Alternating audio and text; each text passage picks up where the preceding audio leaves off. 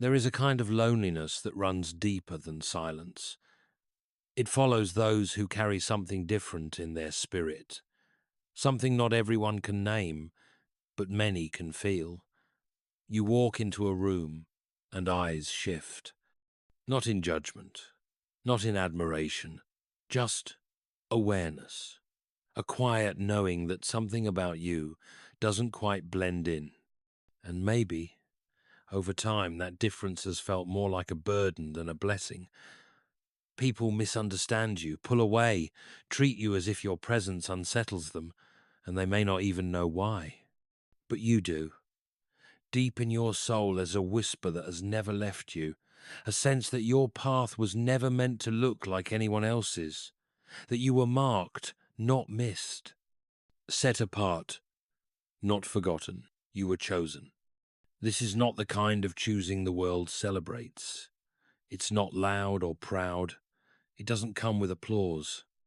It comes quietly in the ache of isolation, in the burden of discernment, in the silent strength you've learned to carry. And it changes how people see you. It changes how you see yourself. In this space, we'll speak to that sacred ache. The way people treat you differently, not because something is wrong with you, but because something holy rests upon you. You'll come to understand the sig-soft spiritual markers that show you are walking the path God prepared in secret.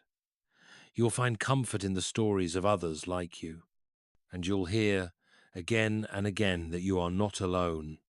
If your heart has ever felt heavy without words, if your presence has ever felt like too much for the room, then this message has been waiting for you, not to explain away the pain, but to name it and bless it, because you are chosen. And chosen ones walk a quieter road. There is a silence that lives deep in the heart of those who are set apart. It is not the silence of emptiness, but of being hidden, hidden by God. Sheltered in a place where others cannot reach and often cannot relate. You can be surrounded by laughter, voices, conversation, and still feel the stillness within you. A quiet space no one seems to notice, a distance between who you are and who the world expects you to be. Not because you are distant, not because you are unwilling, but because your spirit moves to a rhythm few can hear. This has followed you for as long as you can remember, in school, in friendships, in family gatherings, a sense that you belong to something unseen. And even when people welcomed you, loved you, included you, you still felt a thread pulling you inward. You could not name it, but it never let go. You watched how others fit in so easily, how they danced through life without that same invisible weight, and you may have wondered, quietly, if something in you was broken, but nothing is broken. You were simply marked early. God often sets his chosen ones apart, long before he tells them why.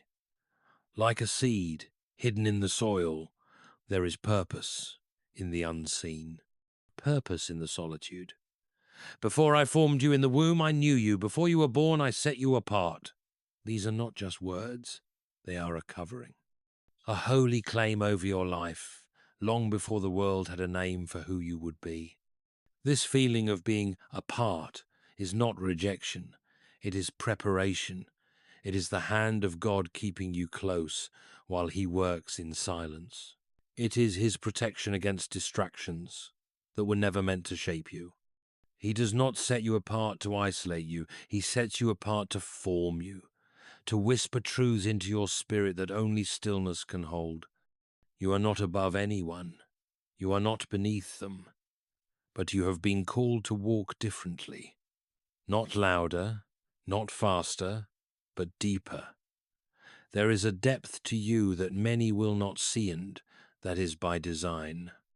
Because the ones God sets apart are the ones he draws close, not for performance, but for presence, not for noise, but for knowing.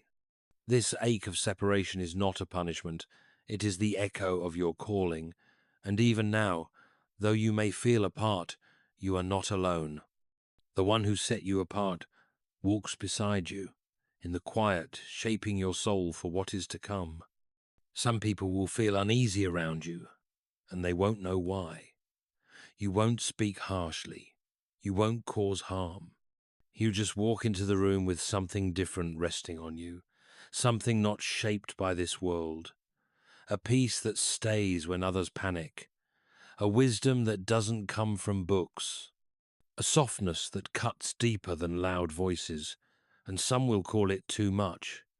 Others will call it strange, but what they are really seeing is light. You carry something heaven-made, something born in stillness, formed through prayer and carried through trials. And while you may not try to stand out, you cannot hide it. Light does not need to announce itself. It simply shines, and in doing so, it reveals what is hidden in others. It touches places people aren't ready to face. And when that happens, they may step back not because you've done anything wrong, but because the presence in you makes them feel exposed. Even without words, your spirit speaks. It speaks of hope in hopeless places. It speaks of truth without argument. It speaks of God's nearness in a world that runs far, and some will be drawn to it. Others will turn away. You are the light of the world. A city set on a hill cannot be hidden. Light was never meant to blend in. It was meant to reveal, to guide, to awaken. The world teaches us to shrink, to soften the edges of who we are in order to keep peace. But when God chooses someone, he clothes them in light that cannot be hidden, not because of pride, not because of performance, but because that light comes from him and he does not hide what he has redeemed. You may have felt the weight of being misunderstood, laughed at for speaking truth gently, left out for refusing to follow the crowd, called intense, sensitive, dramatic, all because you see things others overlook. But these are not flaws. They are signs, markers of a soul that sees beyond the surface, marks of someone who walks with God, even in the quiet. What they see in you is not something you created. It's something God placed there, a holy fire, a light that doesn't fade. And though some will resist it, that light still shines. Because it was never meant to make you fit in. It was meant to help others find their way home. There are tears that no one sees, prayers whispered through clenched teeth, long nights where the weight is so heavy it feels like it might never lift. And still, something holy stirs in the silence. Not loud, not fast, but present, always present. The ones who are chosen often walk through sorrow that feels deeper than words. Not because they've done something wrong, but because God is shaping something strong. There's a kind of suffering that doesn't just break the heart, it opens it. And in that opening, something sacred grows. You begin to speak to God, not with perfect words, but with your very life. Every ache becomes a kind of offering. Every wound becomes a place where his hand reaches through. There is no map for this kind of pain. It doesn't announce itself. It doesn't warn you. It simply arrives, and for a time you carry it. Others may not see what you're holding. They may think you're fine, but inside there's a storm that only God knows how to calm. And yet, even in the suffering, something strange happens. You start to feel him more clearly, not in the way of easy answers, but in the quiet comfort that does not leave. Many are the afflictions of the righteous, but the Lord delivers him out of them all. These words are not meant to erase the pain.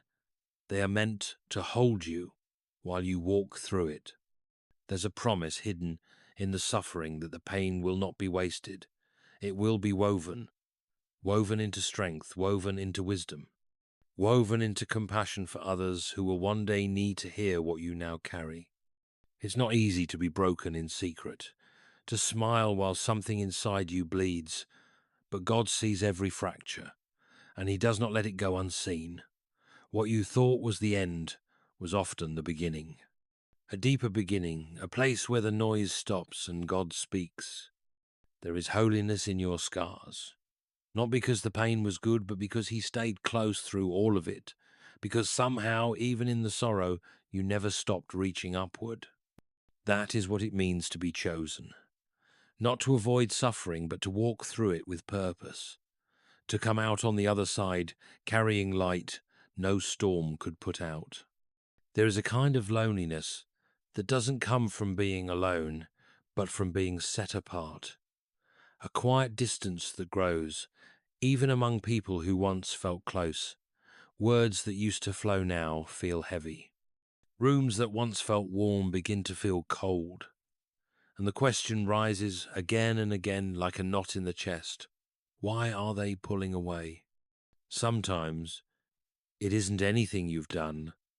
Sometimes the space that forms between you and others isn't caused by failure or fault. It is caused by light, by calling, by the quiet mark of being chosen. Even Jesus, full of grace and truth, was rejected in the place he called home. Those who had watched him grow could not see the Spirit resting on him. They saw only the carpenter's son, only the boy from Nazareth, and they saw the glory standing before them. A prophet is not without honor, except in his own town, among his relatives, and in his own home. The ache of being misunderstood is something even Christ carried. When others turn away, it is easy to think something must be wrong. That maybe if you had spoken differently, or tried harder, or been less yourself, things would have stayed the same. But there are moments when it is not personal, it is spiritual. The Spirit of God in you will not always be welcomed by every spirit around you. There is a weight in your presence, not because you seek to be heavy, but because he walks with you. And those who are not ready to receive that light may find it uncomfortable. If the world hates you, keep in mind that it hated me first. These words do not harden the heart, they comfort it. They remind the weary soul that isolation is not always a punishment. Sometimes it is a sign that you are walking the narrow road, the quiet way, the path where few go but where God leads closely. There is a holy company in your loneliness.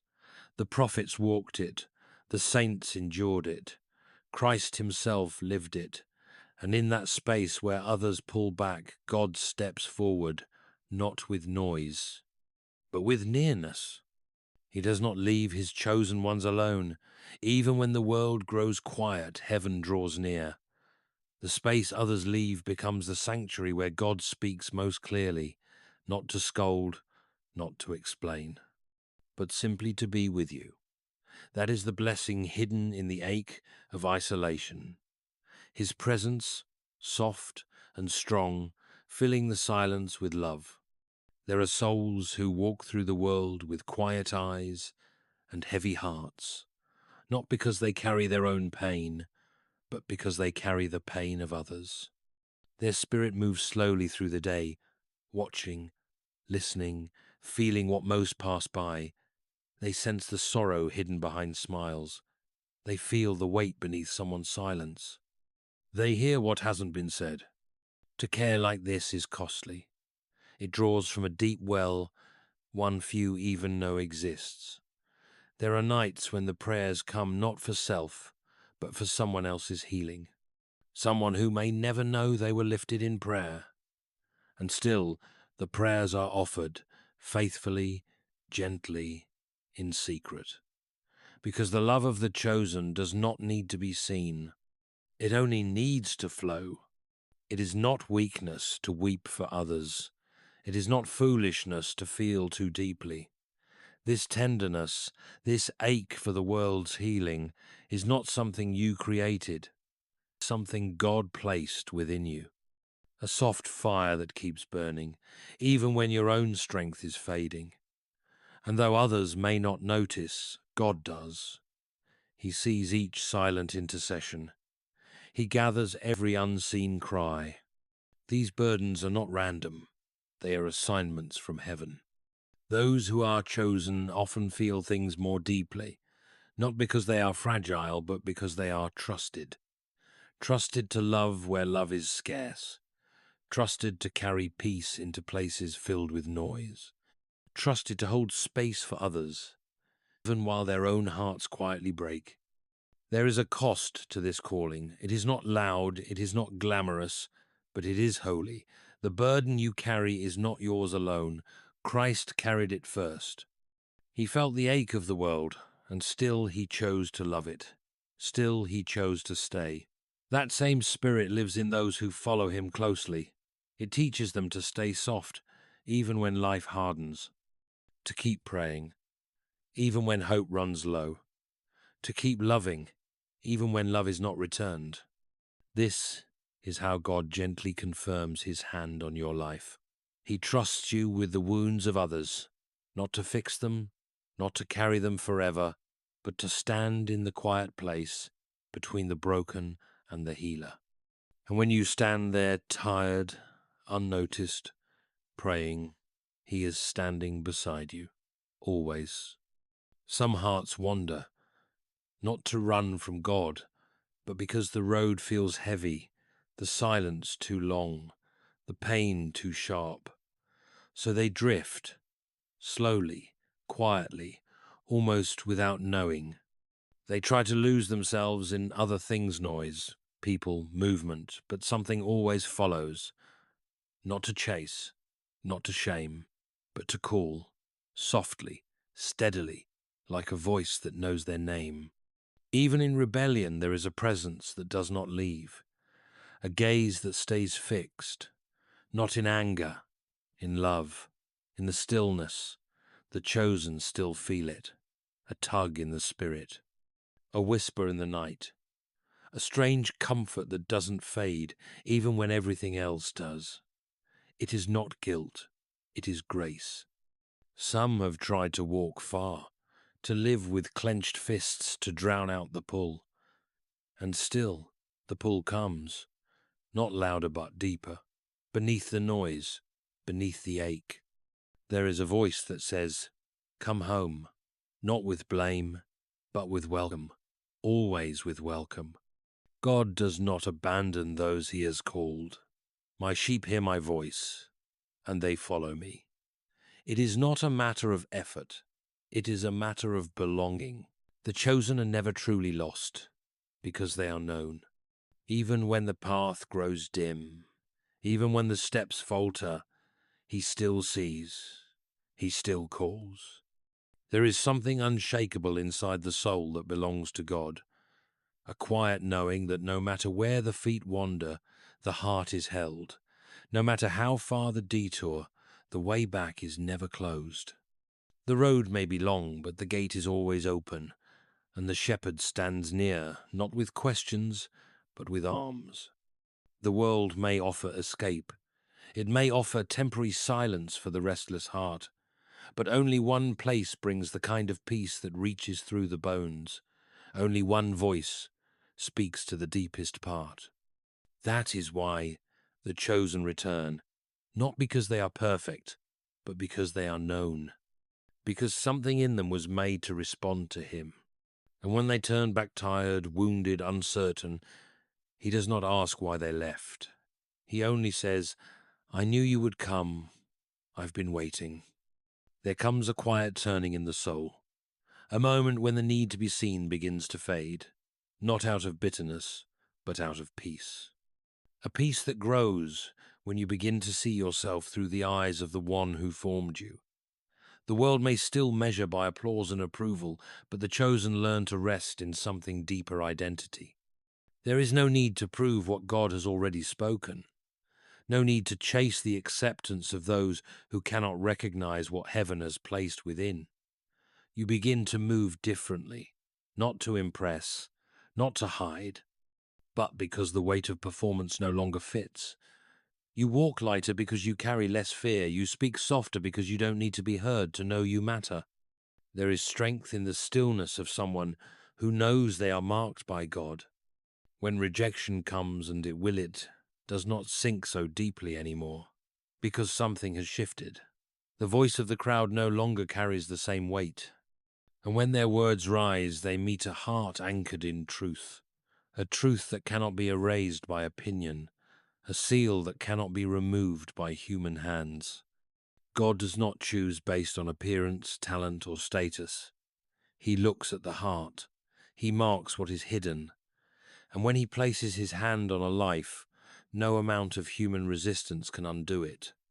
The chosen walk with this quiet confidence, not pride, not arrogance, just a deep knowing, I am his. This sacred shift does not always come quickly. It grows over time like roots under the soil. But when it comes, it brings a calm that the world cannot copy. You stop fighting for rooms that were never yours. You stop explaining what God has whispered in secret. You stop waiting for others to name what he already called holy. There is freedom in this shift, a freedom to be small in the eyes of others, yet fully held in the hands of God. A freedom to walk away from what once controlled you and step into who you were always meant to be.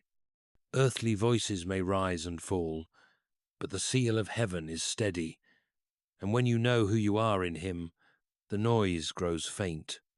Only his voice remains. There is a kind of peace that does not come from comfort. It is not shaped by perfect days or easy paths. It grows in the middle of storms where everything else shakes but something inside you stays still. This is not a peace the world can give. It is not made by human hands. It is the quiet gift God gives to those who belong to him, a stillness that holds when everything else falls. Those who are chosen often walk through winds that others avoid. They pass through fire, not because they are strong, but because they are held. And in the middle of it all, there is a presence that does not leave, a calm that rises even when the tears fall, a knowing that says, you are not alone. It is this presence that becomes their anchor. It holds them steady, not above the storm but within it. And the peace of God, which surpasses all understanding, will guard your hearts and your minds in Christ Jesus. This peace does not always explain itself. It does not answer every question or fix every problem, but it settles into the soul like a gentle weight. It guards the heart from despair. It keeps the mind from spinning into fear. It speaks softly, but it speaks clearly. I am with you. Others may not see what holds you. They may not understand how you keep standing, how you keep loving, how you keep hoping, but they feel something different when they're near you. They sense the stillness. They see the light in your eyes, even when life is heavy. That is the mark of peace. Not loud, not proud, but present. This peace does not mean you are without sorrow. It does not mean you are untouched by grief. It means that even in sorrow you are not shaken. Even in grief you are not alone. You have learned to rest in the one who never lets go, and it shows not in words, but in the way you walk through fire without losing your song. Peace follows you because he walks with you. That is the final sign, the quiet confirmation. You are chosen, and the evidence is not in ease, but in peace. A peace that clings to your soul when the storm rages loudest. A peace that whispers, you are mine, and stays, even when everything else fades. Some walk through life unseen by the world, yet fully known by heaven. They carry burdens in silence, love without applause, and shine quietly in places others overlook. These are the chosen ones. Not chosen for status or fame, but for something deeper: communion, a closeness with God that can only be formed in stillness, in sorrow, in surrender. If people treat you differently, it may be because they sense what God has placed within you. You were not meant to fit. You were meant to reflect something eternal. And though the road may feel lonely at times, you do not walk it alone. The one who set you apart walks beside you every step, every breath. His voice still calls. His peace still covers. His love never leaves. Let that truth settle into your heart. You are not forgotten. You are not misplaced. You are chosen. If this message spoke to something deep in you, you are welcome here. Gently tap the like button, and if you feel led, subscribe to this channel. We create each message as a quiet place for the soul. You're invited to return anytime you need rest, clarity, or simply to feel held again. You are chosen, and chosen ones are never truly alone.